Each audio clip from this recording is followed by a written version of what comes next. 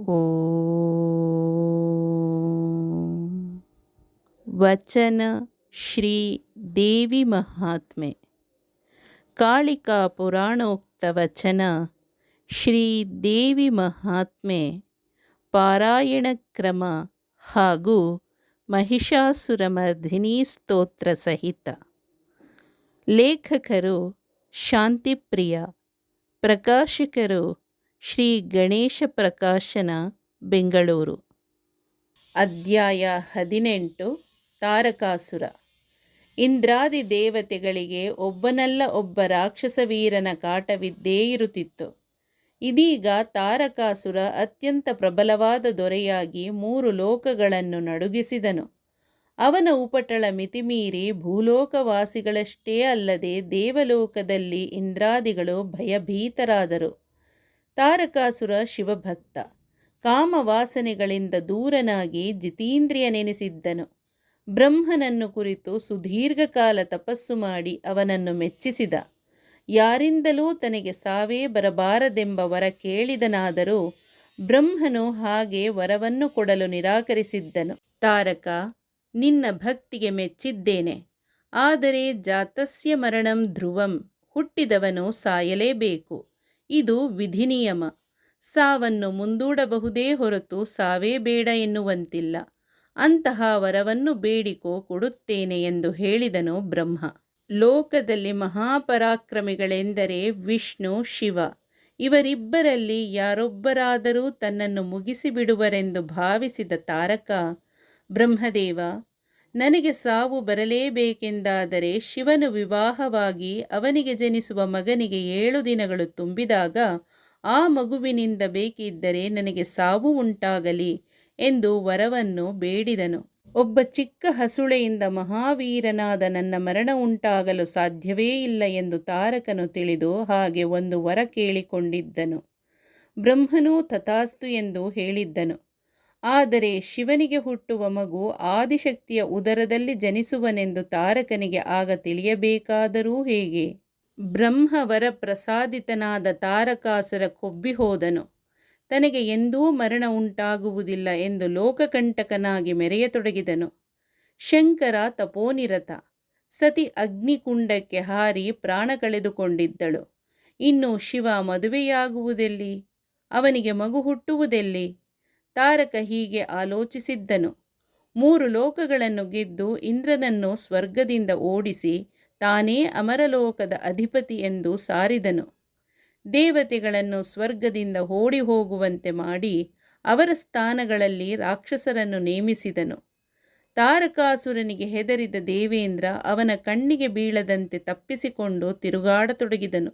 ತಾರಕಾಸುರ ದೇವಲೋಕದಲ್ಲಿನ ಗಂಧರ್ವರನ್ನು ರಾಕ್ಷಸರನ್ನಾಗಿ ಮಾಡಿ ತನ್ನ ಹಿಡಿತದಲ್ಲಿಟ್ಟುಕೊಂಡು ದರ್ಪದಿಂದ ರಾಜ್ಯಭಾರ ಮಾಡತೊಡಗಿದನು. ಎಲ್ಲರೂ ತಾರಕನಿಗೆ ಭಯಪಟ್ಟು ಅವರ ಸೇವೆ ಮಾಡುತ್ತಿದ್ದರು. ತಾರಕಾಸುರನ ಉಪಟಳ ಹೆಚ್ಚಾದಂತೆ ದೇವಾದಿದೇವತೆಗಳು ನಡುಗಿ ಹೋಗಿ ಇಂದ್ರನೊಡನೆ ಸತ್ಯಲೋಕಕ್ಕೆ ಧಾವಿಸಿ ಬಂದರು.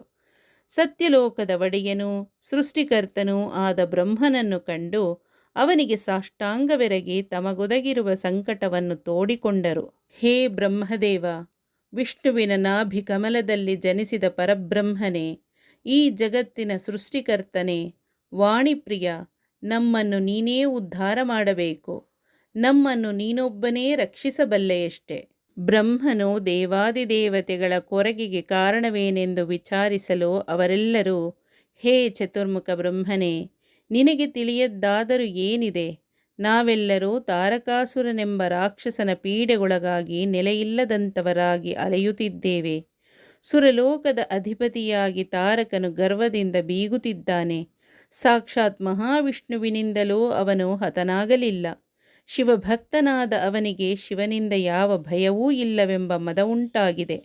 ಆ ರಾಕ್ಷಸನನ್ನು ಹೇಗಾದರೂ ಮಾಡಿ ಸಂಹರಿಸಿ ನಮ್ಮನ್ನು ಉದ್ಧಾರ ಮಾಡು ತಂದೆ ಎಂದು ಒಕ್ಕೊರಳಿನಿಂದ ಹೇಳಿದರು. ಬ್ರಹ್ಮದೇವನು ಇಂದ್ರಾದಿ ದೇವತೆಗಳ ಕೊರಗಿಗೆ ಕಾರಣ ತಿಳಿದ ಬಳಿಕ ದೇವತೆಗಳಲ್ಲಿ ದಯವುಳ್ಳವನಾಗಿ, ಎಲೈ ದೇವತೆಗಳೇ, ತಾರಕಾಸುರ ಮಹಾಪರಾಕ್ರಮಿ. ಇಂದು ಅವನು ಇಷ್ಟು ಶಕ್ತಿವಂತನಾಗಿ ತನ್ನನ್ನು ಯಾರೂ ಜಯಿಸಲಾರರು ಎಂದು ಬೀಗುತ್ತಿರುವುದಕ್ಕೆ ನಾನಿತ್ತ ವರಪ್ರಸಾದವೇ ಕಾರಣವಾಗಿದೆ. ಹೇಗೆ ಆಗಲಿ ನಾನೇ ಅವನಿಗೆ ವರವನ್ನು ನೀಡಿರುವೆನಾದ್ದರಿಂದ ಅವನನ್ನು ನಾನು ಕೊಲ್ಲುವುದು ಸಮಂಜಸವಲ್ಲ. ನನ್ನನ್ನು ಕುರಿತು ತಪಸ್ಸು ಮಾಡಿ ಪುತ್ರ ವಾತ್ಸಲ್ಯಕ್ಕೆ ಪಾತ್ರನಾಗಿದ್ದಾನೆ. ನನ್ನಿಂದ ಅವನು ಹತನಾಗುವುದು ಸಲ್ಲದ ಮಾತು. ವಿಷ್ಣುವಾಗಲಿ ಶಿವನಾಗಲಿ ಅವನನ್ನು ಕೊಲ್ಲಲಾಗದು. ಅವನಾಗಿಯೇ ಕೇಳಿಕೊಂಡಿರುವ ವರ ಫಲಿಸುವಂತೆ ಮಾಡಲು ನೀವು ಶಿವನನ್ನು ಕಾಣಿರಿ. ಆದರೆ ಶಿವ ತಾನಾಗಿಯೇ ಅವನನ್ನು ಸಂಹರಿಸಲು ಶಕ್ಯವಿಲ್ಲ.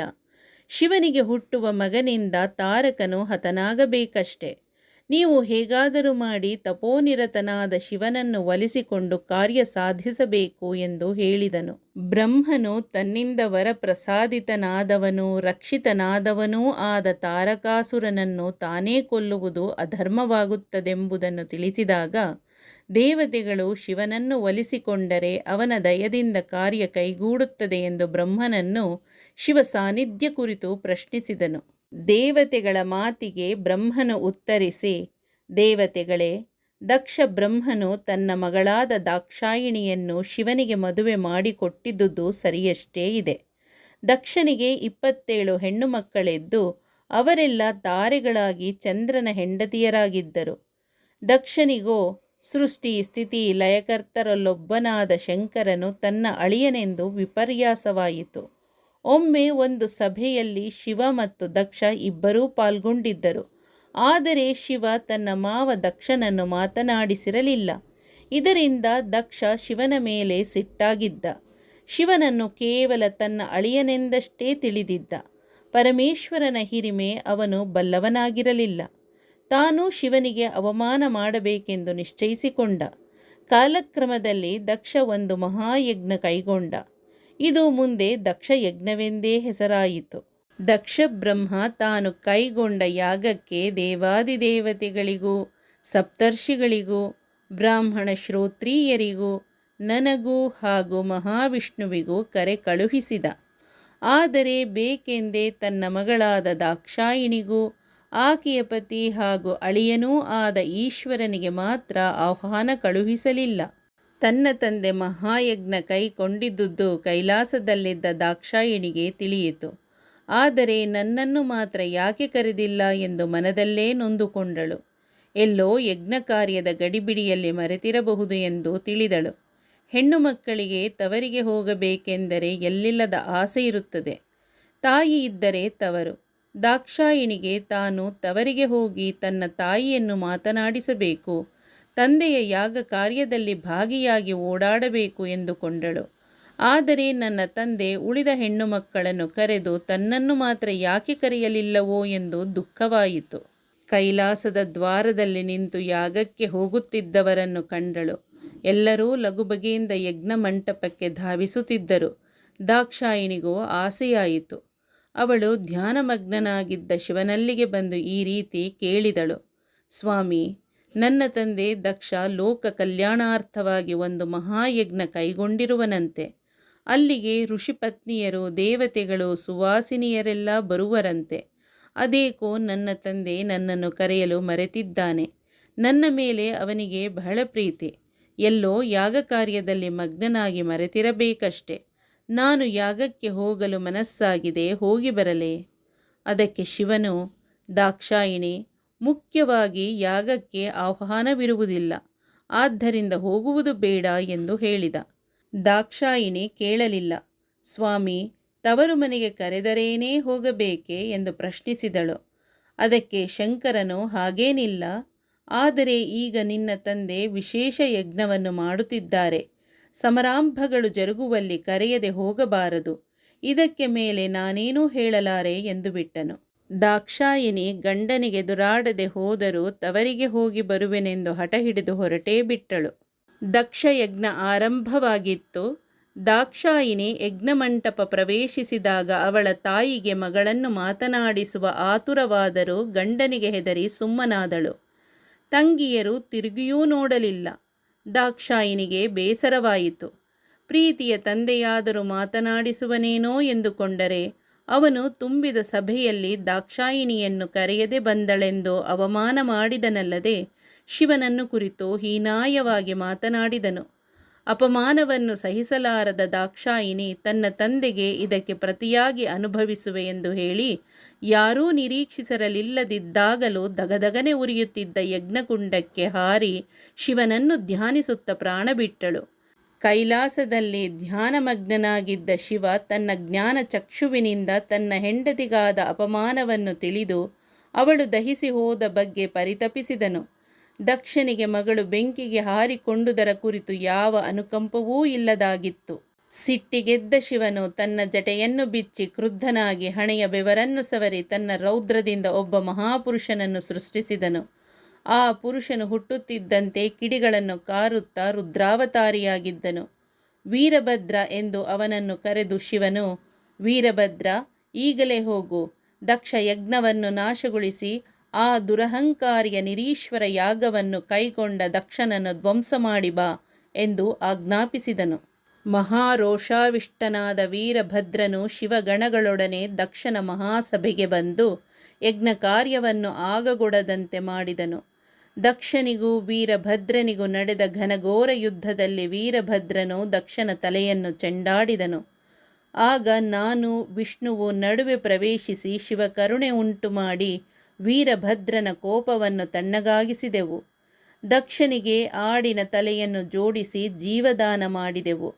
ದಕ್ಷ ತಾನು ಮಾಡಿದ ತಪ್ಪಿಗೆ ಕ್ಷಮೆ ಬೇಡಿ ಪಶ್ಚಾತ್ತಾಪಪಟ್ಟು ಯಜ್ಞವನ್ನು ಪೂರೈಸಿದನು. ಆದರೆ ದಾಕ್ಷಾಯಿನಿ ಬರುವಳೆ, ಅವಳು ಸುಟ್ಟು ಭಸ್ಮವಾಗಿದ್ದಳು.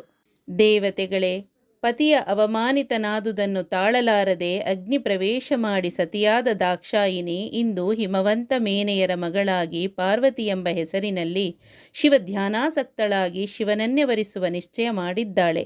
ದಾಕ್ಷಾಯಿನಿಯನ್ನು ಕಳೆದುಕೊಂಡ ಶಿವನು ತಪೋನಿರತನಾಗಿದ್ದಾನೆ. ಅವನಿನ್ನೂ ಪಾರ್ವತಿಯನ್ನು ಪರಿಗ್ರಹಿಸುವ ಯೋಚನೆ ಮಾಡಿರುವುದಿಲ್ಲ. ಪಾರ್ವತಿ ಮಹಾಚೆಲುವೆ, ಅವಳ ಸೌಂದರ್ಯಕ್ಕೆ ಸಾಟಿಯೇ ಇಲ್ಲ. ಎದುರಿಗೆ ಬಂದು ಸೇವೆ ಮಾಡುತ್ತಿದ್ದರೂ ಶಿವ ವಿಚಲಿತನಾಗಿಲ್ಲ. ಆದರೆ ಶಿವಪಾರ್ವತಿಯರ ಸಮಾಗಮವಾಗದೆ ಶಿವನಿಗೆ ಪುತ್ರೋತ್ಸವವಾಗುವುದಿಲ್ಲ. ನೀವು ಹೇಗಾದರೂ ಮಾಡಿ ಶಿವನ ವೀರ್ಯವು ಪಾರ್ವತಿಯಲ್ಲಿ ಸ್ಥಿತಗೊಳಿಸಿ ಕುಮಾರನ ಜನನವಾಗುವಂತೆ ಮಾಡಿಬಿಟ್ಟರೆ ಮಹಾಶೂರನಾದ ಕುಮಾರನಿಂದ ತಾರಕಾಸುರನ ವಧೆ ಆಗುವುದು. ಶಿವನು ಧ್ಯಾನದಿಂದ ವಿಮುಖವಾಗಿ ಪಾರ್ವತಿಯನ್ನು ವರಿಸುವಂತೆ ಮಾಡಿರಿ, ಆಗ ನಿಮ್ಮ ಕಾರ್ಯವು ಕೈಗೂಡುವುದು. ನಾನು ಸ್ವರ್ಗಕ್ಕೆ ಹೋಗಿ ತಾರಕಾಸುರ ಅಮರಾವತಿಯನ್ನು ಬಿಡುವಂತೆ ಮಾಡುತ್ತೇನೆ ಎಂದು ಹೇಳಿದನು. ದೇವತೆಗಳು ಬ್ರಹ್ಮನ ಮಾತಿಗೆ ಓಗೊಟ್ಟು ಶಿವಪಾರ್ವತಿಯರ ಕಲ್ಯಾಣಕ್ಕೆ ಯತ್ನಿಸುವುದಾಗಿ ಹೇಳಿದರು. ಬ್ರಹ್ಮನು ಹರ್ಷಗೊಂಡು ಕೂಡಲೇ ಸ್ವರ್ಗಕ್ಕೆ ಬಂದು ತಾರಕಾಸುರನನ್ನು ಕಂಡು ಮಾತನಾಡಿಸಿ, ತಾರಕ, ನಾನು ನಿನಗೆ ಸ್ವರ್ಗದ ಅಧಿಪತಿಯಾಗಿರುವ ವರವನ್ನು ಕೊಡದೆ ಹೋದರೂ ನೀನು ನಿನ್ನ ಬಾಹುಬಲವನ್ನು ಪ್ರಯೋಗಿಸಿ ಅಮರರನ್ನು ಸೋಲಿಸಿ ನನ್ನ ತೇಜಸ್ಸಿನ ಸಾರದಂತಿರುವ ಸ್ವರ್ಗವನ್ನು ಸೇರಿ ಆಡಳಿತ ಮಾಡುತ್ತಿರುವೆ. ನಾನು ನಿನಗೆ ಭೂಲೋಕದ ಆಧಿಪತ್ಯವನ್ನಷ್ಟೇ ಕೊಟ್ಟಿರುತ್ತೇನೆ. ಆದುದರಿಂದ ನೀನು ಇಲ್ಲಿಂದ ಸ್ಥಳ ಬದಲಾಯಿಸಿ ಭೂಲೋಕಕ್ಕೆ ಹೋಗಿ ರಾಜ್ಯಭಾರ ಮಾಡಿಕೊಂಡಿರು ಎಂದು ಹೇಳಿದ. ತನ್ನ ಅಭ್ಯುದಯಕ್ಕೆ ಕಾರಣವಾದ ಬ್ರಹ್ಮನ ಮಾತಿಗೆ ಇಲ್ಲವೆನ್ನದೆ ಬ್ರಹ್ಮನಿಗೆ ಸಾಷ್ಟಾಂಗವೆರಗಿ ಪರಿಹಾರ ಸಮೇತ ಸ್ವರ್ಗವನ್ನು ತೊರೆದು ತನ್ನ ರಾಜಧಾನಿಯಾದ ಶೋಣಿತಪುರವನ್ನು ಬಂದು ಸೇರಿದನು.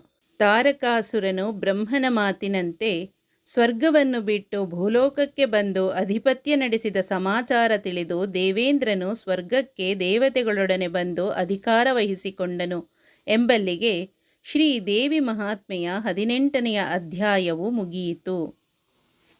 ಯಾ ದೇವಿ ಸರ್ವಭೂತೇಷು ಮಾತೃರೂಪೇಣ ಸಂಸ್ಥಿತಾ ನಮಸ್ತಸ್ತೆ ನಮಸ್ತಸ್ತೆ ನಮಸ್ತಸ್ತೆ ನಮೋ ನಮಃ.